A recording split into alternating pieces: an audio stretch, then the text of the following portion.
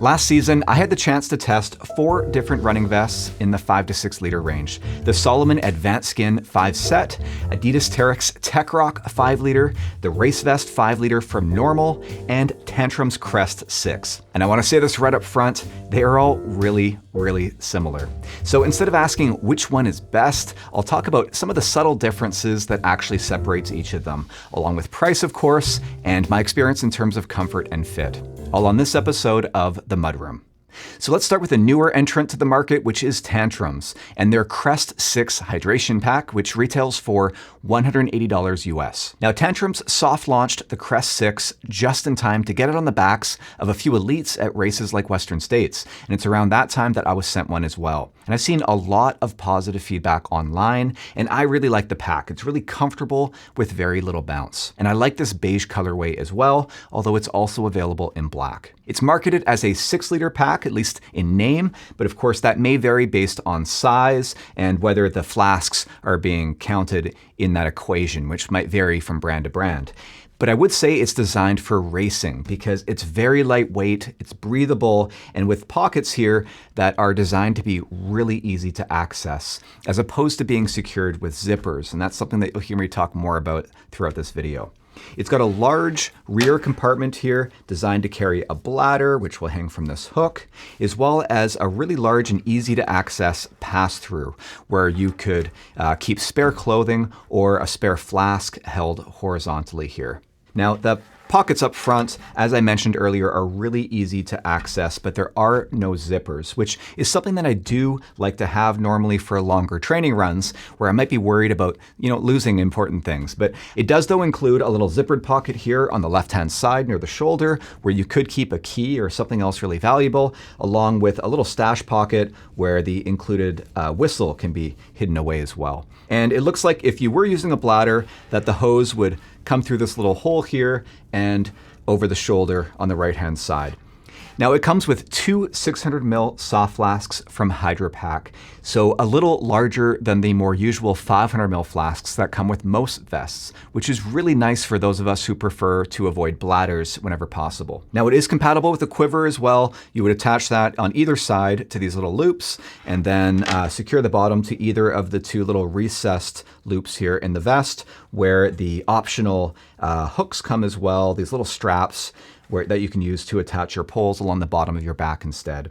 Now, in terms of sizing, it does run a little small. I normally go for a medium-sized vest, which I prefer to have it a little bit tighter to really minimize bouncing. But in this case, the medium, it was rubbing my neck a little bit here on the inside. So fortunately, I was able to trade this in for a large, which fits me much better. So if you're in between sizes, I definitely recommend going up a size, at least on this current iteration. So a really great first vest overall, especially for any gearheads out there who do like to try newer products from niche brands. But availability has been a challenge, with this being a very small bootstrapped company. And I can't yet speak to the long-term durability of the vest or what the experience might be like trying to warranty a product from them, and how that experience might change and evolve as the company grows.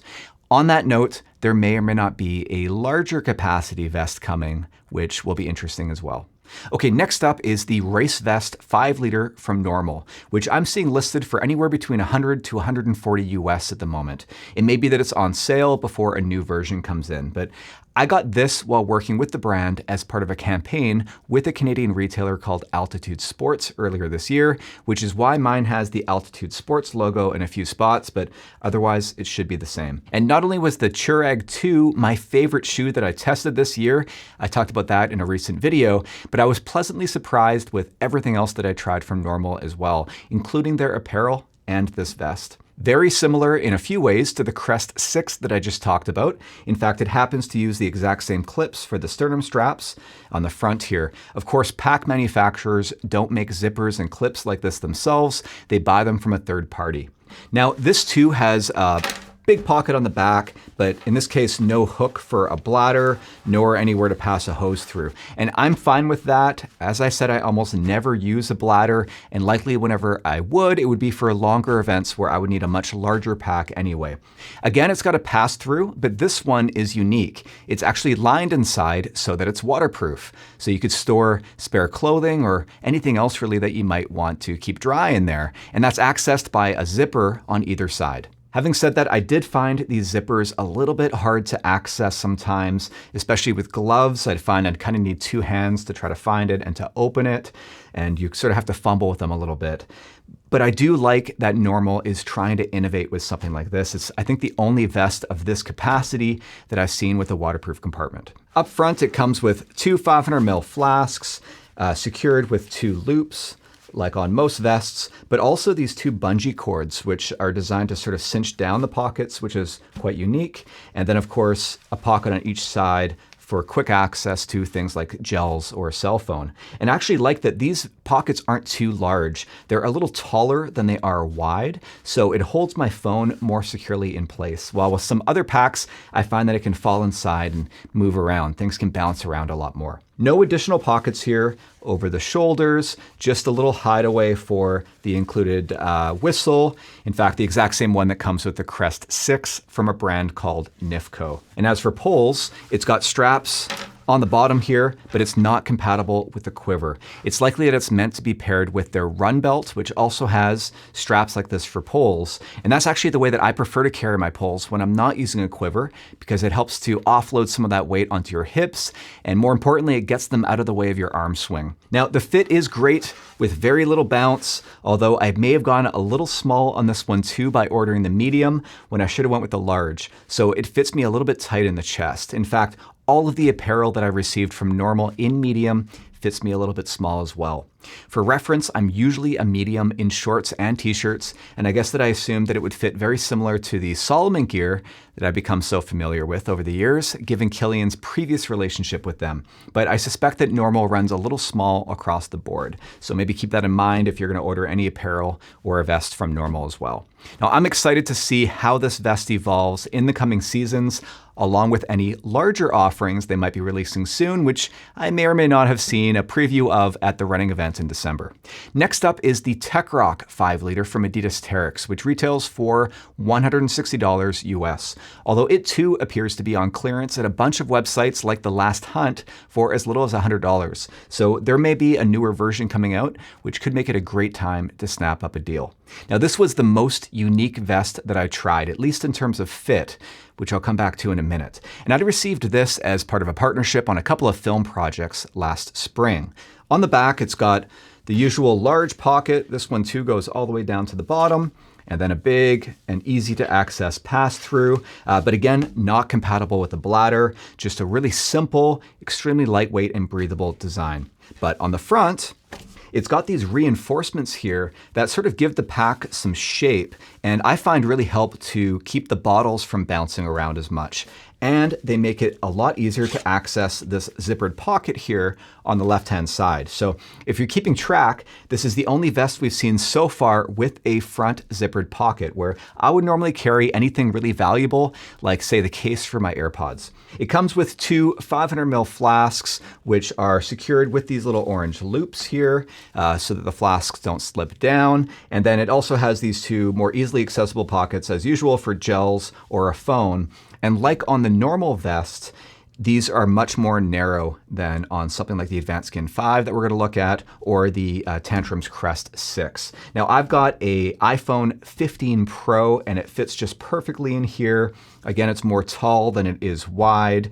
It might be a little too narrow for something like a iPhone Pro Max, but for my phone, it fits perfectly. There's another little pocket sewn inside the pass-through here with a little loop for your keys. And then there was a little whistle that was included, tucked away inside with the one flask, but I actually cut this off because I found it was really getting in the way. You either had to hang out or it would get tucked in with your flask. Every time you replaced your flask, you'd have to tuck it in again. Definitely something that could improve. There were also two hooks that came attached to these little loops that I must have removed at some point as well. That's where you would attach poles. but again, not compatible with a quiver. Now, having said that, I noticed on the website and the photos that there's what appear to be 2 gray loops on each shoulder with little reflective material like this. So it's possible that that was added to the production run since they sent me this one earlier last year. Now, this is a size medium. It fits me perfectly. I wouldn't want it any larger. Okay, last but certainly not least, the Salomon Adv Skn 5, which retails for $145 US. And I was sent this for testing fairly recently in October, so this should be the newest version that you'll see now on the website. And I say that because this vest has been updated numerous times over the years with very small iterations that can make it hard to distinguish it from year to year. Sometimes it's just an update in the colors, but nothing else. Salomon really has been leading the way in vest design for years, in my opinion. It's the benchmark which other running vests tend to be compared to, and it's really hard to stand out and improve on Salomon's design.